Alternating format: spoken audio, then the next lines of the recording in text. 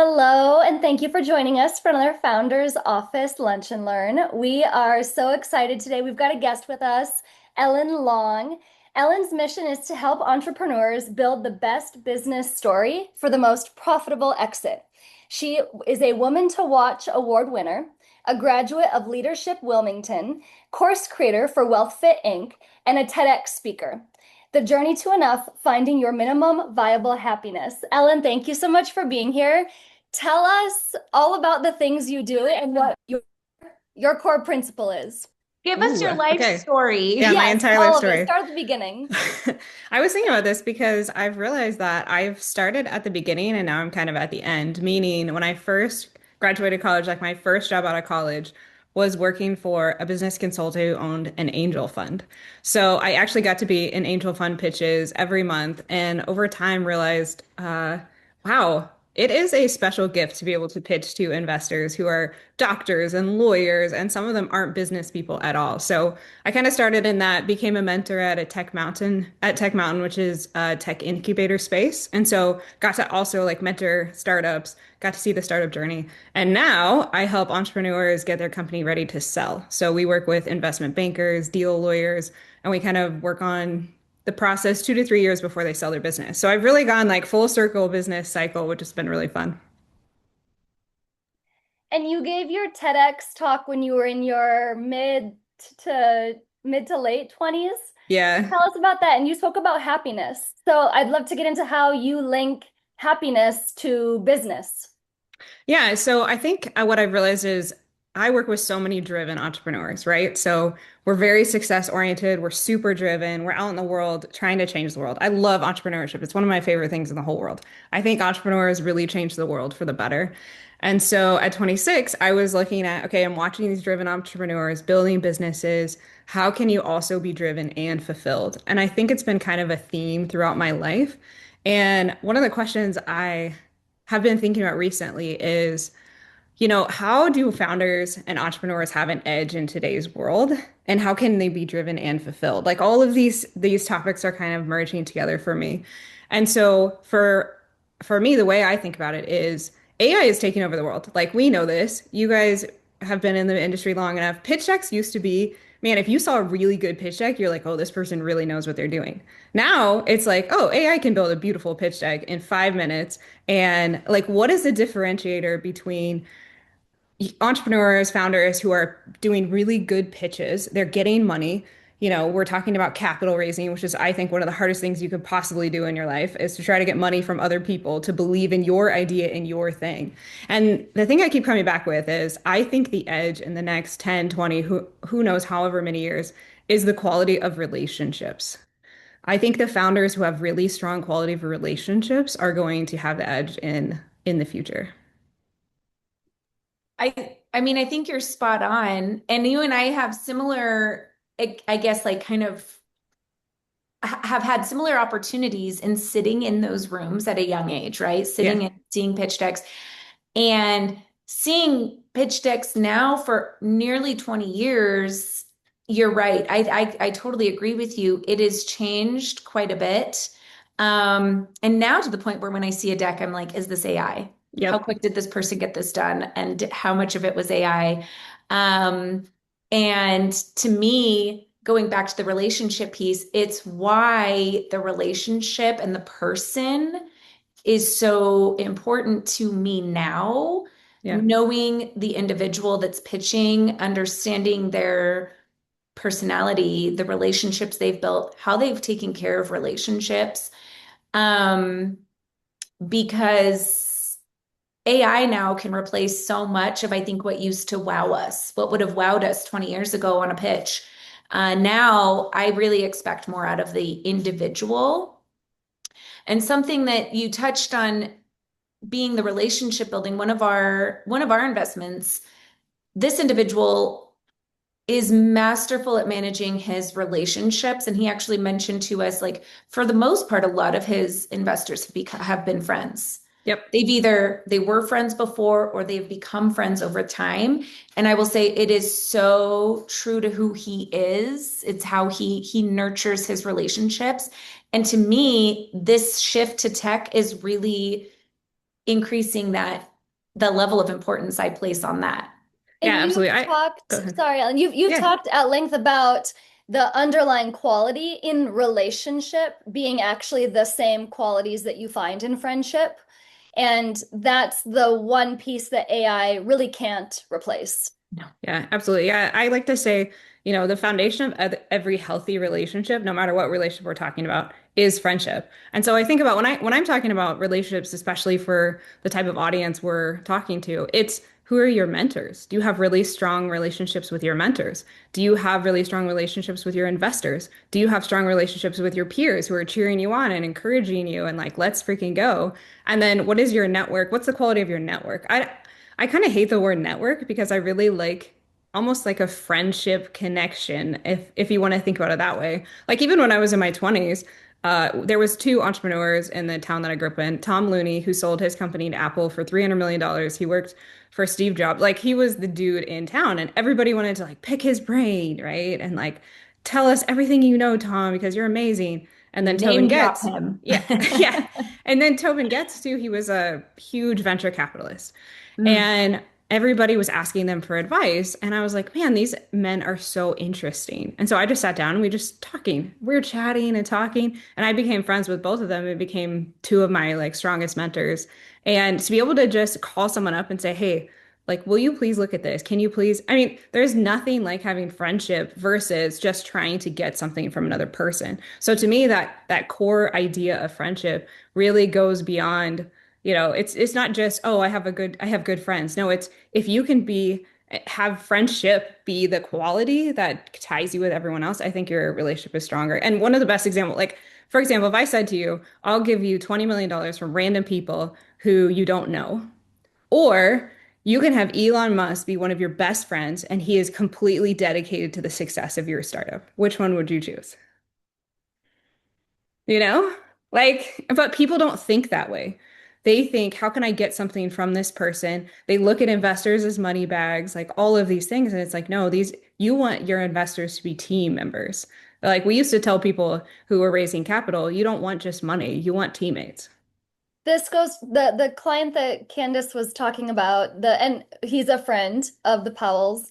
That was his core component in talking about his life as a founder and what he sought in the ideal investor. And we work with a lot of clients to help them identify their ideal investor avatar because your ideal investor is not the person that walks up to you with the first and biggest check. That could be a nightmare waiting to happen. He his investors are his friends and he treats them as such, meaning when an investment isn't working out, he's the first one giving them a call saying, hey, here's what's going on. Like he's communicative, right? The friendship comes before the business. And in that way, the friendship doesn't get ruined. And he's very transparent about a number of investments not working out, but those same people knowing him and trusting his character and appreciating the communication, they're still there to try the next one. Yep.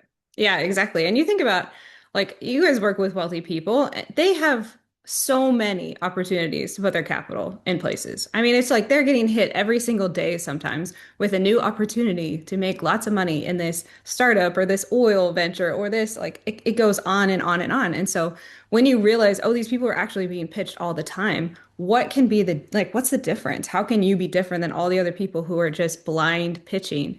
And I read an article once that the best interview, which to me, it's basically an interview, right? But the best interview is the interviewer actually speaks 60% of the time. The interviewee only speaks 40% of the time. And it's funny because it's like, you think about it, it makes perfect sense. Of course, we like to talk about ourselves the most. The person who listens to us the most, that's curious about us, that's interested in us, that cares about us, that person's going to go straight to the top of the list as long as they have the qualifications necessary, of course. But to me, that is a massive differentiator. Like when you go in, hey, I'm curious about you and who you are and what you care about. And I think, some founders, like you were saying, I think the most intelligent founders are the ones who say, hey, you're an awesome investor, but you're not the best investor for me. And I think that's a really powerful thing for founders to do. Yeah, I mean, it goes to one of the most common questions we get. It's either will we make the investment or do we have access to capital? A lot of times, too, if we host like an event, they're like, well, are there investors in the room? Yep. And I think that's jumping the dates, right? I mean, I can't tell you how many calls I've been on where people are kind of like right out of the gate wanting to know if we'll invest. And I'll tell you, the gentleman we were talking about, his his business is actually outside of our typical investment wheelhouse. We would probably say no had we seen just a pitch deck, had we seen just a kind of standard pitch. But he built a relationship with us. We really got to know him, know that he's a really solid guy. His level of communication, the way he greeted us every time, the way he engaged in a really authentic manner, uh, we ended up making the investment, and it's not in our typical portfolio. And Yeah. we try to really stick to our knitting on those things. We made those that investment, and will likely make another one just because of like who he is, his character, and how he treats us. You're right. It feels great. Yeah. How would you, I was thinking about this the other day. Because same sitting in those rooms as now having my experience and having those opportunities as really young, Yeah.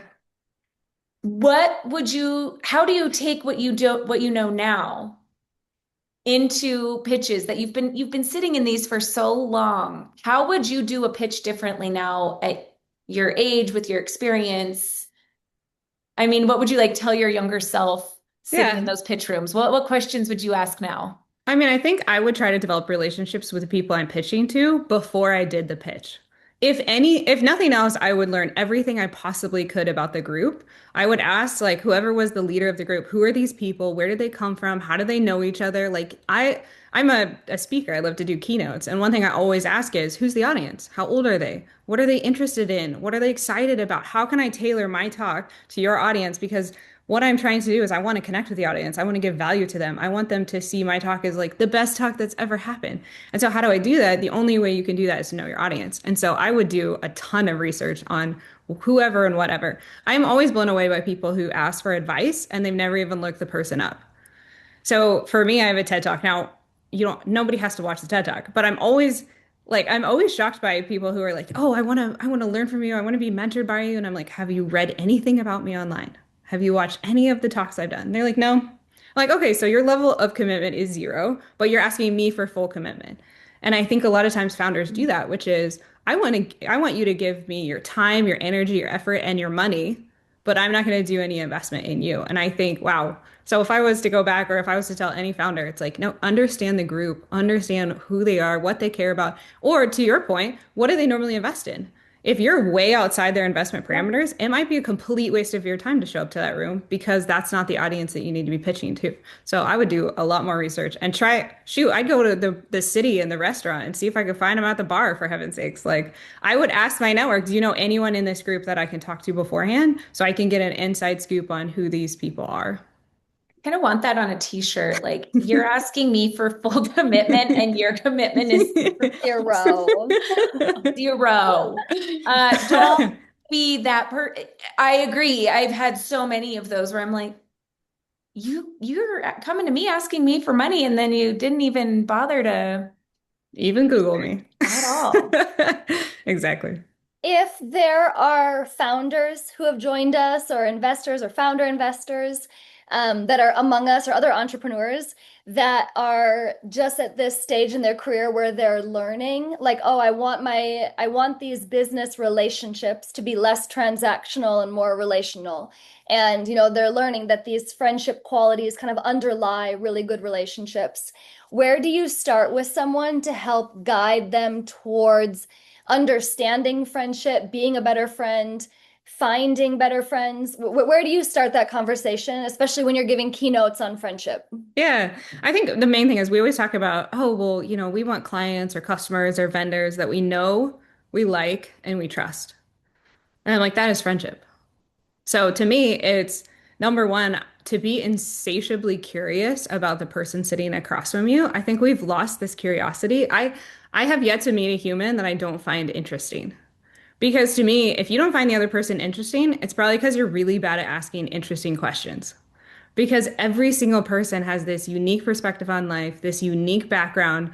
Like, I mean, come on. I mean, even you two are like insane. Like, I love a lawyer, MBA, personal trainer, goes to Bali. Like knowing a person like that is so cool. Like, I someone this, agree. I know right? her and she's Right? so cool. She's Okay, so turning cool. that back on both of you. Also, we haven't discussed Candace's DIY abilities.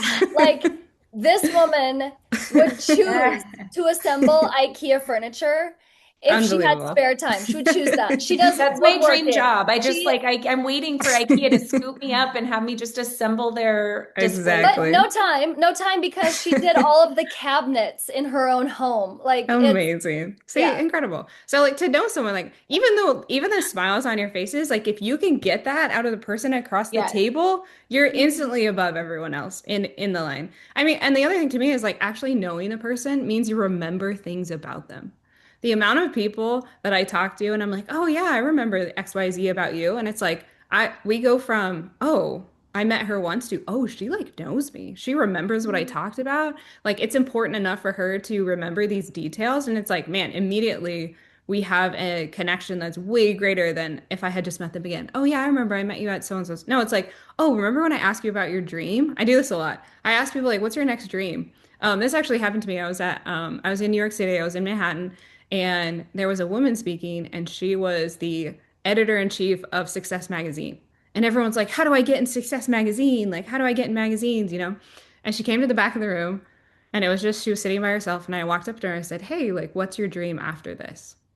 Oh, when I tell you that woman lit up, she was like, this and this. And I want to start this network and do this thing and blah, blah, blah, and all that. And that was the only conversation we had. And fast forward like 2 months later, she's like, hey, do you want to be in Success Magazine? Sure, girl. Why not? Love that. So I think people, they have this straight line in their minds of like, these are the steps that I take to get what I want. It's like, actually, it usually goes like this. These are the people that I'm interested in. I'm curious about them. And you actually care about them. Here's the thing. You can be very manipulated in this. You can ask, oh, what's your dream? And not care at all because all you really want from them is a transaction. And Mm. I will tell you that people know, especially intelligent investors, they know. They can feel the way that you're coming into a relationship. They can feel the person across the table.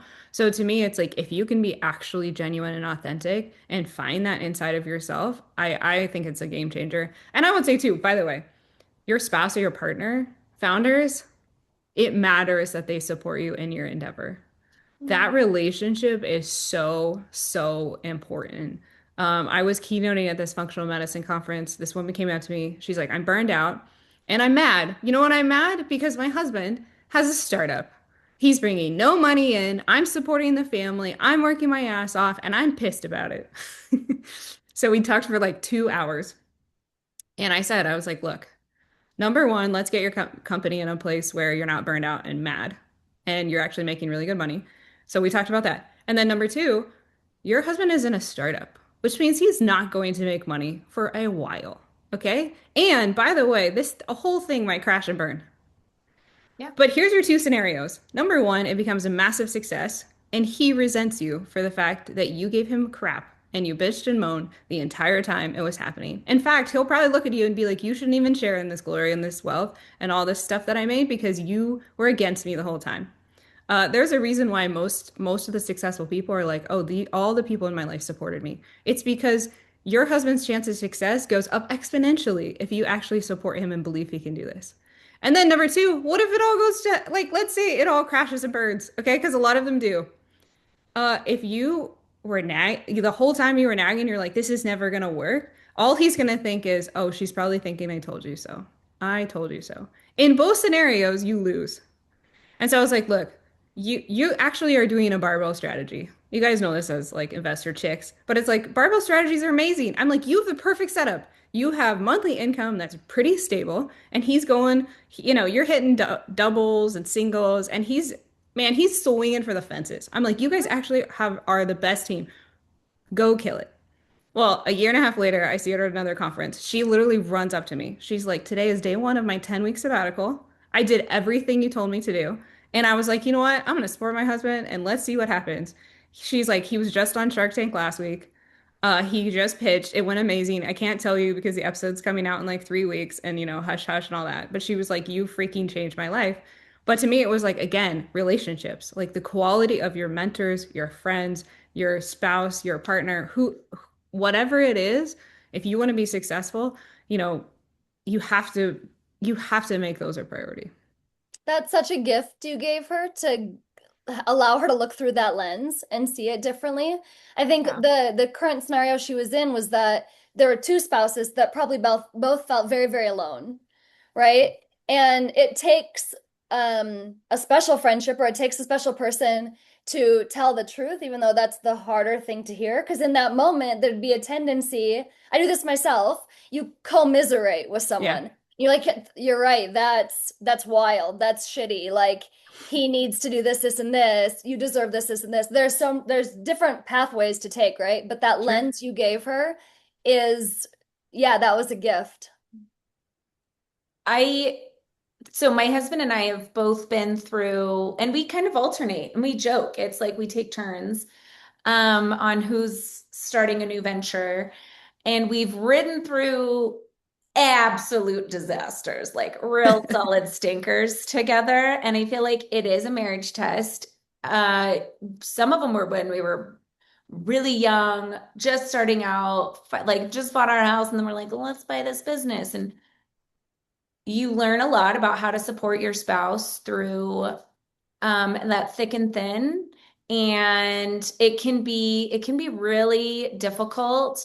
And I think something Jackie and I have seen quite a bit of, and Jackie touched on it, is like these founders, they have a lot of people around them, but they feel very lonely. Like they feel alone.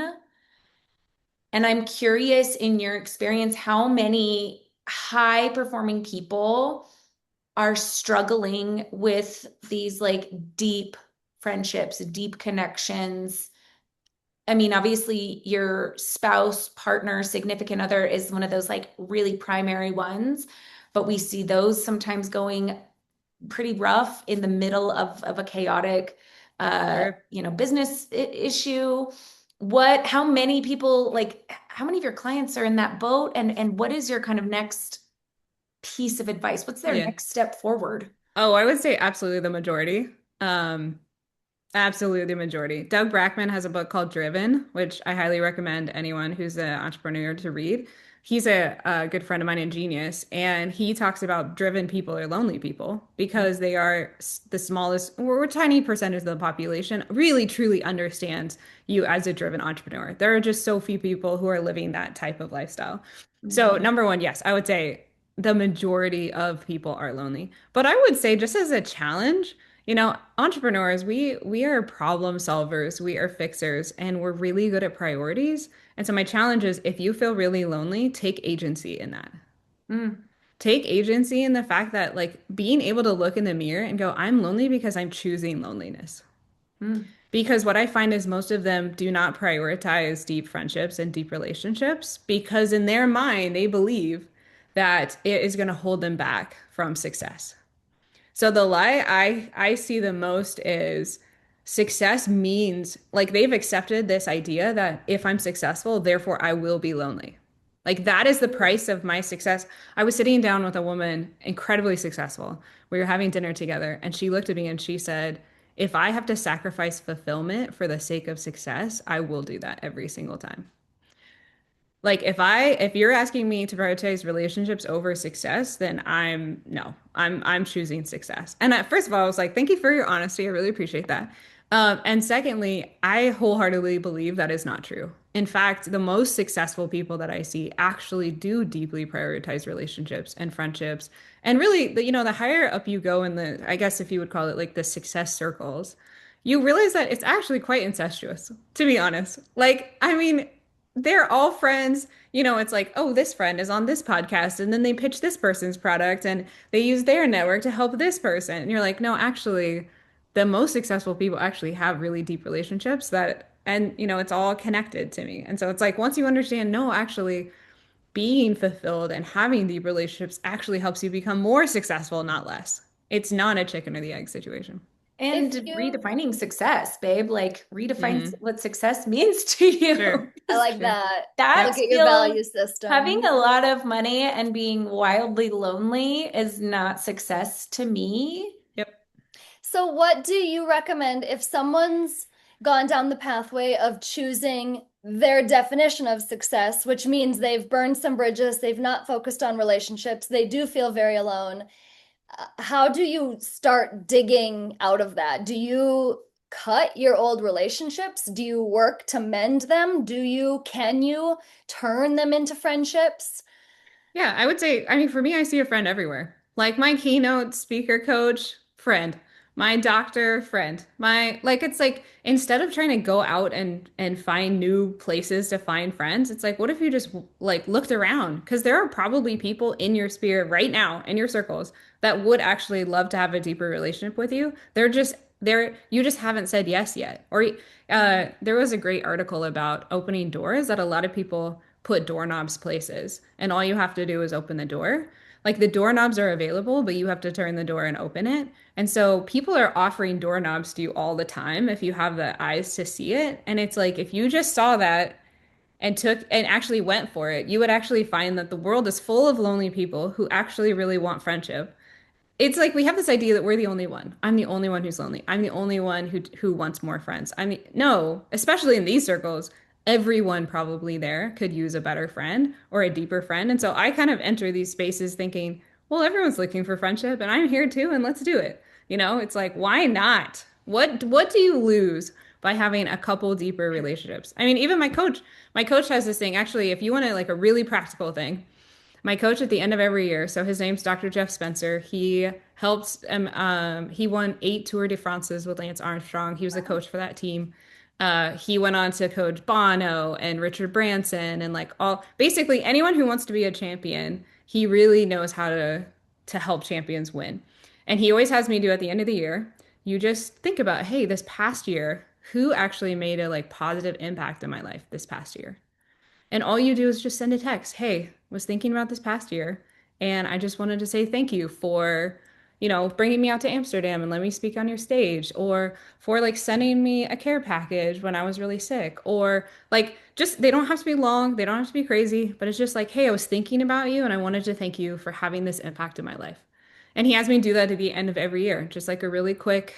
And it's like those, it doesn't take much. I think that's what people think. It's going to take so much time. It's going to take so much energy. No, the bar is in hell. Like the bar is in hell right now. If you just did one little thing, it's amazing. People are like, oh my gosh, thanks for thinking of me. That was so nice. Because nobody else is doing anything, honestly.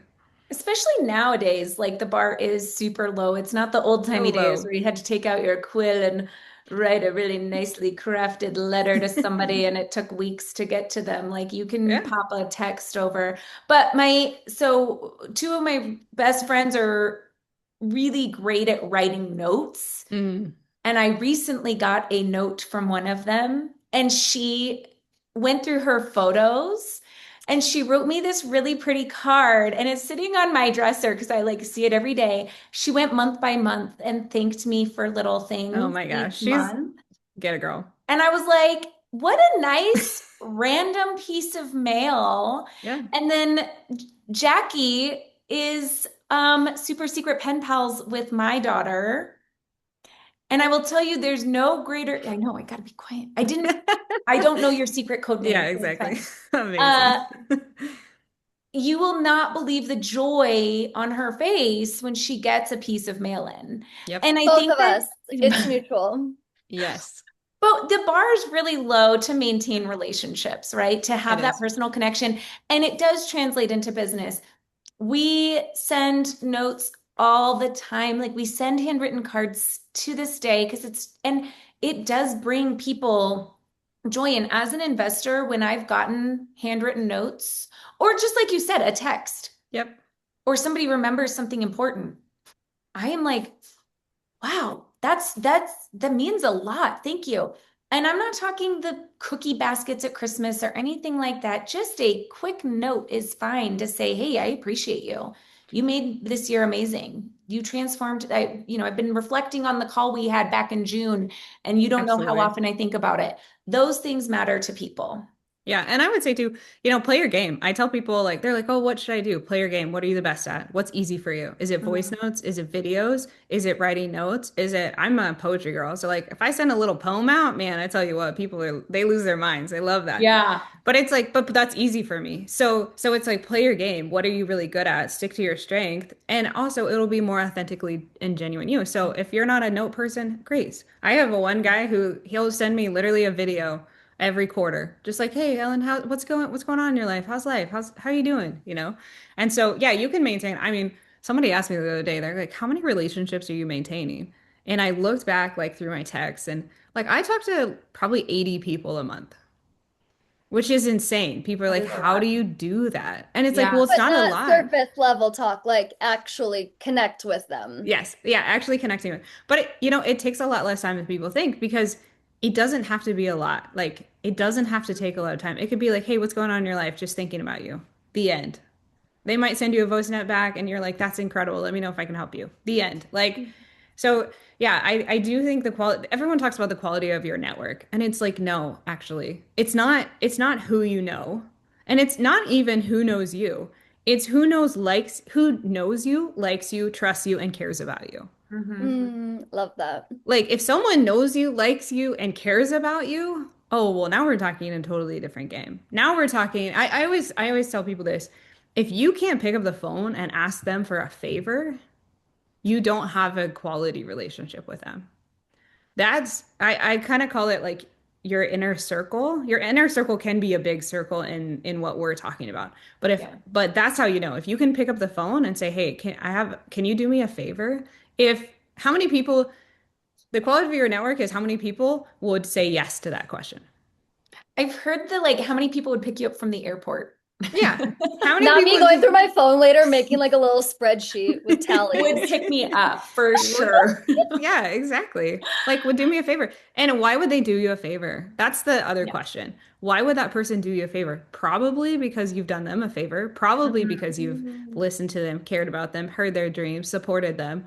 It's like, and I would say this too. I tell people there are moments that define relationships, and you have to know that those are important moments to show up in. If your friend wrote a book and she invited you to the book launch party, you better freaking show up. I flew to Mm. Austin, Texas, because one of my friends, and it's crazy because one of the ladies in GS Network is a good friend of mine, and she's a publisher of books, and she tells authors, your best friends won't come to your book launch party. She's like, I just need you to know most of your best friends will not come. And that always blows my mind because it's like, no, no, no, that's the moment you go. And so to me, if you want to develop quality relationships, you have to know when those moments are and you have to show up for them. And they don't, and if you're there in those moments, those are the moments that matter more than all the other moments combined. You could have 50 normal days, but that person showed up to your stepdad's funeral, right? Like you're going to Yeah. remember that over the 50 coffee Mhm. dates with someone else. So we opened the conversation kind of jokingly saying AI is taking over the world. What we're talking about is very not AI, it's the very human element in relationships and friendships and business. And we've got a question that I think leads so nicely into this. I'll read the question and then I've got some thoughts, but I'd love to get both of you your take on this as well. So Catherine's question is, if someone uses AI as part of their pitch creation, how do we still ensure that the personality, lived experience, and founder quality come through, especially when the investor's first impression may be the pitch itself? And I Mm. think it's such an awesome question, and it goes to the use of AI at large, right? Use AI for the things that any single human could do, the things that save you time, get you started. And then the rest, whether that be the magic 20%, the magic 80%, the magic 4%, whatever, you must insert your humanness, your quality. It's got to be you coming on and showing yourself doing the pitch. I would recommend that no one ever just blindly send a pitch deck out by email and be like, have a look, let me know what you think. No, like use Wire the the pitch money. deck as a tiny little piece that supports then and amplifies like your humanness comes in And it's your personality, it's your character, it's your lived experience that infuses that pitch with all its magic. Yeah, I would say Tom gave a great talk at Genius Network about investors should bet on the jockey, not the horse. Because any investor knows, whatever you start out with, whatever your idea is, there is going to be a moment where you're probably going to have to pivot. It'll probably end up completely different than where you thought it was going to be. And your pitch deck mostly is BS. Let's be honest. Like the numbers are BS. Like it's all hopes and dreams and projections. And no investor looks at a pitch deck and goes, that's exactly how it's going to go. So to me, AI is great for like that sort of stuff because we all know we're betting on you. Like we're betting on the jockey. We're not betting on the horse has to be good enough, right? Like a jockey can't win on a terrible horse. I'm not saying it's not worth anything. So it's like but to me, it's really understanding that what they're betting on is you more than they're even betting on the product because they want to know, can this person pivot when the time is right? Can this person go through the ups and downs of entrepreneurship? Because there's going to be greed and fear and greed and fear and greed and fear throughout the entire process. So to me, I think the emphasis should be on the founder, the entrepreneur, even more than their product and their service and all those things. And then I would also say, I would hope that you have mentors or someone who's been in the space before who can look at your pitch deck and say, hey, this sounds like you threw it through AI. Can you please fix this thing? Like, I have a mentor, he's an investment banker. He sells like billion-dollar companies. He's insane. But anytime we're looking at, oh, hey, my friend or our client is creating a confidential information memorandum, which is literally just a pitch deck to sell your company. I'm gonna ask him, okay? I'm gonna be like, yo, can you do a girl a favor and look at this? He's selling one of my friend's companies because I was like, hey, will you sell this company? I know it's kind of like way below your normal target. He's like, sure. That's the power of friendship. Like he's literally selling a company in the 25 to 50 million when he just sold $1 billion company. So again, the quality of your relationships really matters. But to be able to have someone like that who can look at your pitch deck, so quality of mentors, I think you guys have like a founders club. Get in the founders club. Like get people that can help you look through this so you're not doing it on your own. But I would say the quality of your question already puts you ahead of all the other people doing pitches because that is such like you're already thinking about it, which means I'm sure you're going to crush it. I think you're totally right. And when you said, and we don't say this a lot, but we see it a lot, it is about the founder. It is about the person. It's about the team. It's about the human element behind the idea. Listen, pet rock was a thing, okay? Like it isn't always that you have the best and brightest idea. I still like people bought it. That People dude bought it. became pretty wealthy from selling rocks. The neighborhood kid down the street is trying to model it too. She's like, I got an idea. I'm going to steal rocks from your yard and sell them back to you. I'm an investor at this point because Genius. That is girlfriend is genius. on it. But it's so about the person. And so much of the time, I am getting pitched about the product, Yeah. about the idea, sometimes a little like so deep that I'm like, this is too far. I need to know who's behind it. Why are you even doing this? Um, but it does go back to so we have a model that we follow, which is the 6 C's. And one of those is connection. And you really Yep. like kind of everything you've been saying really lays into that. I'm very against, I think you need to have a standard pitch deck, right? That is Sure. important. But your pitch should understand who your audience is. So when somebody's pitching to me, they should be hitting the high notes on the pieces that are important to me. They should be trying to make a connection to me. They should have researched me enough to understand what it is that I'm going to like about their idea enough or about them and really tailor it that way. Even if you're using AI, it should have your voice. It Yep. should. If you're a creative and I see kind of a lame pitch, that's a big disappointment because I'm sitting Yeah. here talking to a creative. The visuals of this should blow my mind because that's going to sell me who you are as a person. So I think that's really important. If you're using AI, make sure it's you. Make sure it's still Look, you. look, if I was pitching you two, I know what I would do. My pitch deck would have the 6 C's. Here's how my Yes. pitch fits the 6 C's. Come on, y'all. Like, you couldn't put that through AI for heaven's sakes. How to redo my pitch deck for Candace and Jackie based on the six C's. Like, this is the kind of stuff I'm talking about tailoring to your eyes. How blown away would you guys be if someone, like, now, aren't going to get so many pitches with the six C's. But I looked you up. Right before this call, I'm like, what are the six C's? Oh, cost of capital. Like, I went through cash flow, all these things, right? It's like, you can do that. Like you can make your pitch decks easily. It could you could change just the first slide of every group that you went to. If you changed the first slide so it was actually applicable to them, you would blow their minds. And it would take you literally 10 minutes. Do you know how many slides I see, how many decks I see that doesn't even mention the founder? They don't even have their own name or their who I they love that. are. And I love, so I actually dislike LinkedIn. People, it's public. People know this. Somebody mentioned it to me at an event. They're like, "You're not on LinkedIn." I'm like, "No, because that's the fakest thing I've ever seen. I don't like LinkedIn." It's It's great for like dating, Candace. I get multiple offers every now. I've been with my husband for 20 years, but it's good to know, because I wouldn't know where to start. But I think it's to me, it's because it lacks authenticity. Yeah. I'm like, I don't want to, no, that doesn't tell me anything about who you are as a person. So I love when people have really personal pieces Mhm. on their deck about who they are, what they love to do, what they do in their free time. Those pieces actually speak to me a lot. Yeah. Um, so I would say really try to incorporate those in.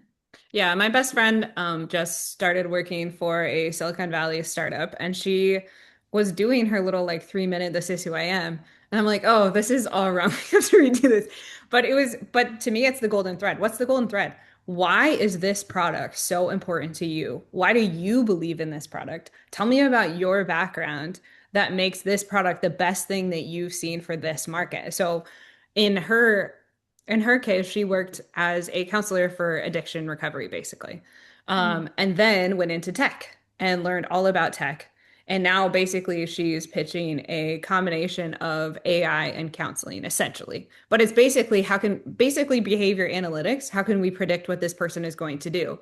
And I told her, I'm like, that's what you do in real life. Her superpower is she can look at a person, get to know them, and she knows how they are going to act. And I'm like, honestly, all you're doing in this product is you're taking what you do naturally and putting it into an AI product. That is a super cool story. That's a story that investors are going to be like, wait a second, I see the golden thread of why this matters to you, why this is important to you, and why you believe in it, and why you are doing it now. Like, that's what we want to know. Why does this matter to you? Why are you going to put all your energy, time, and commitment into it? The best inventions, in my opinion, are someone has a personal reason for it. They're inventing it because they're solving their own problem or their spouse's problem or their kid's problem. Like they care. Tell me why you care about this, please, in your pitch deck. Love that. So we'll wrap up shortly. We've got one more question. You can go to foundersoffice.com, all one word, founders is plural, foundersoffice.com. There's a little button that says enhance my pitch deck. Please upload your pitch deck. We are glad to give complimentary feedback. Ellen, before we answer this last question, and I know you've got fantastic advice on this because we've had this conversation. How can people find you, book you, contact you if they're interested in getting a tailored keynote relative Hmm. to what they've got going on in their own business? Sure. So buildproofsell.com, buildproof, Prove, sell.com. And there's speakers, bios, there's pages. You can contact me or Instagram, Ellen Long Lifestyle. Or reach out Follow to us. me We'll up. connect you. And Yeah, Yeah. reach out. have them, can you tell them how to sign up for your newsletter? Because I Oh, love your newsletter. oh, Your my last one Substack. made me really emotional.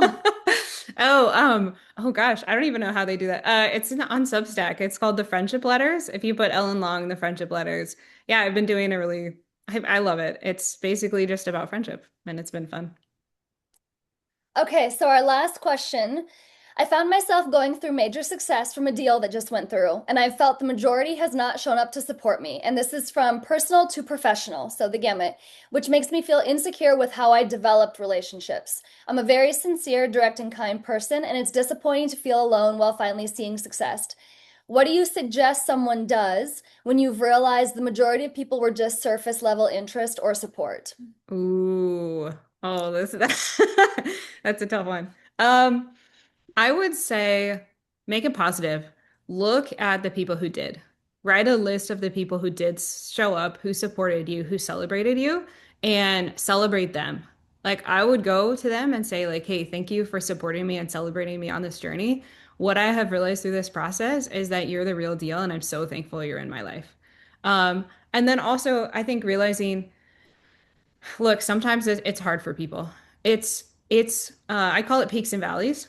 It is real, it's way easier for someone to go from a peak to a valley for you. Meaning, it's way easier for someone to show up for you when you're going through a hard time.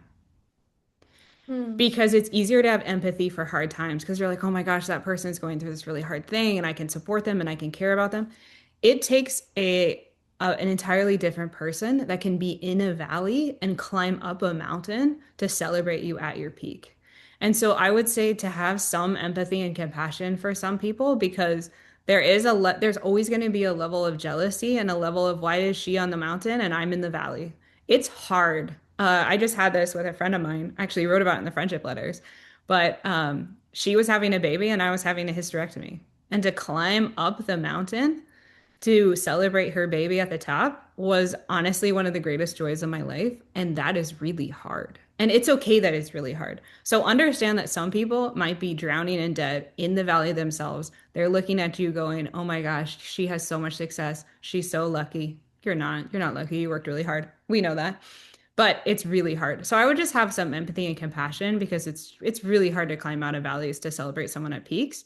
And then I would look around and say, who's standing at the peak with me? Man, they're the real deal. And if you have one or two people, you're doing really well. And I tell people that people tell me that all the time. It's like if you have one hand of people that support and celebrate you, you're actually doing really well. Um, so celebrate those.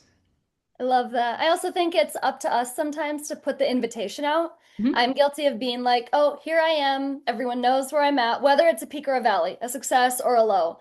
I'm just waiting for people to come to me and show up. And you encouraged me in this. You're like, put the invitation out. You can invite, and I've had friends that are like, hey, I just want to share this with you. I'm so excited. This happened for me this year. I needed to share it with someone. And I was like, this is an invitation to celebrate with you. I wouldn't have known you were going through that and celebrating that had you not told me and trusted me. So Yeah. now that I know, I'm there with you. So we can't assume that those, even our loved ones, know everything going on. So this might be an opportunity, like throw little invitations out and then see who is open to celebrating with you. I would also say I was in a group of very successful women and we were talking about spotlights. And they're like, there's this is hot take and I'll try to make it quick. There's this whole thing about like, don't dim your light for other people that can't handle your spotlight. Now, there's a bit of truth to that, but I will tell women who are like wildly, crazily successful, sometimes your spotlight is actually too bright in the sense of if you want other people to celebrate you, you have to celebrate other people, even if their wins aren't as big as yours. Like it's easy to be like, well, I was on a plane and I went to Amsterdam and now I'm in Bali and like and everyone's like, wow, that's amazing. And it's like you have success after success after success and you're like, let's all celebrate me. But sometimes, when you're driving down the road and someone's, got their, you know, lights blinding you, it's like, okay, I'm just trying to drive. And sometimes I think you should be able to have normal friends that you celebrate just as much as they celebrate you, even though in the world's eyes, your successes are higher than everyone else's. So to me, it's like, no, no, no, we should be, if no one's celebrating you, I'd also look in the mirror and just have an honest conversation with yourself. Am I celebrating them as much as I want them to celebrate me? Because a lot of entrepreneurs, they think they can only be friends with extraordinary entrepreneurs who are changing the world. And I'm like, no, some of my best friends in the whole world are normal people doing normal things. And I think that is incredibly beautiful. And sometimes I'm absolutely jealous of them because that's amazing. You have a husband who loves you and kids who love you, and you have people that care about you, and you get to do normal life things. Sometimes I'm tired of doing all this travel. I'm tired of hotel rooms. I'm tired. Like I should celebrate their cool stuff as much as they celebrate mine. And I think sometimes when you live such a big life, it gets to be where other people are just tired of only hearing about your big life. You have to also give as much as you take. I love that. Thank you. My brain is like, I'm sitting here thinking I'm going to go through my text messages and I'm going to try to connect with everybody. One, thank them for everything this year, but then I love this idea too of almost like a challenge of like thanking them, but also maybe having a moment of like, hey, I'm really proud of you for this, or I'm really excited for you for this. Like taking a moment to honor what is really awesome. Yeah, You do absolutely. that. You do that naturally. Do I? Yes, you do that I love it. You naturally. guys are like all second guessing yourself. Yeah, no, and when you are excited for someone's dream and you get to celebrate the dream being realized, man, that is such a cool connection. There was a Yeah. guy at Genius Network. We talked about this talk like a year ago, and I was like, dude, you should totally do it. It'll be awesome. Like, we really didn't talk about it for like a year. He gets on stage, he gives his speech, and he immediately sends me a voice note like a couple hours later. He's like, "Oh my gosh, it was so cool that we talked about this a year ago, and you were like, dude, totally do it. Look, I did it, and it meant so much to me that you were in the audience." And I'm like, "You killed it. You crushed it. I'm so freaking proud of you. Way to go." Like, we need more relationships like that. Mm-hmm. Yeah, I love it. Well, I love both of you, and I'm glad we've got our friendship and our relationships and our business stuff together. I hope this has been valuable for all of our listeners. We can post the links that we shouted out during the discussion and the book that you recommended as well, Ellen, in the post-show posting, or you can also watch the replay. But thank you both Wherever we so put much it. for the conversation. Yeah, wherever we put it. It's Well, out I'm there. so I glad we got to do posted the link this. to your Substack. Oh, thank you. Because Amazing. it's Yeah. great and I love Yes. it. Yep. And Mike reposted that to the Chat. yes, to the chat. Oh, yes, Perfect. Mike posted it. So Cool. thank you Well, so Thank you much. guys. Thanks, everybody. We appreciate it. We appreciate you, Ellen. bye, y'all. Thank you. Bye.